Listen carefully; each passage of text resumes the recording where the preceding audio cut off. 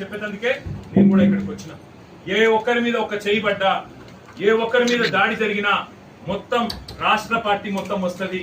అందరం ఎమ్మెల్యేలం, ఎమ్మెల్సీలం, ప్రతి కార్యకర్త అవసరమైతే మరి మేము కూడా వదిలిపెట్టాం. ఆ తర్వాత జరిగే పరిణామాలకు ఈ రాష్ట్ర డీజీపీ, రాష్ట్ర ముఖ్యమంత్రి, రాష్ట్ర హోంమంత్రిగా ఉన్న వ్యక్తే బాధ్యత వహించాలని చెప్పి నేను హెచ్చరిస్తా ఉన్నాను. ఇలా చిల్లర రాజకీయాలు చేసిన కాదు. దమ్ముంటే మల్కాజ్గిరిలో పనిచేసి గెలువు.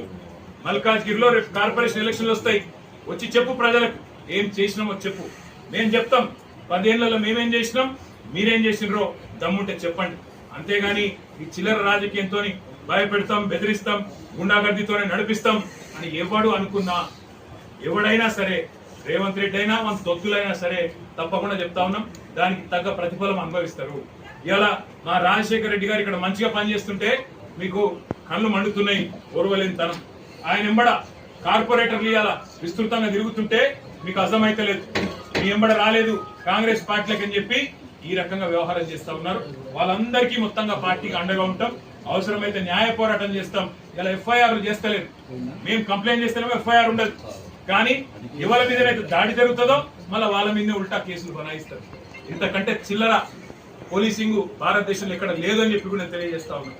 మేము తప్పకుండా డీజీపీని కలుస్తాం, శాసనసభలో కూడా కడిగి పారేస్తాం. దాంతో పాటు తప్పకుండా ఏ వేదికలో మరి అధికారుల దురాగతాలను ఎండగట్టాలో అక్కడ ఎండగడతాం.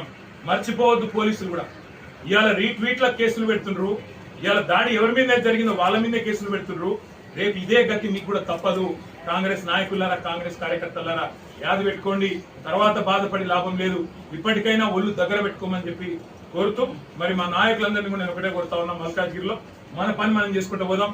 పిచ్చి కుక్కలు కొన్ని మరుగుతూనే ఉంటాయి, వాటిని పట్టించుకోవాల్సిన అవసరం లేదు, వాటిని పేరు పెట్టి పిలవాల్సిన అవసరం కూడా లేదు. పిచ్చి కుక్కలు, గాడిదలు తిరుగుతూనే ఉంటాయి రోడ్ల మీద, పని లేక పొద్దుపోక. వాళ్ళని పట్టించుకునే కర్మ గాని, వాళ్ళని కనీసంగా గుర్తించాల్సిన కర్మ గాని మనకు లేదు.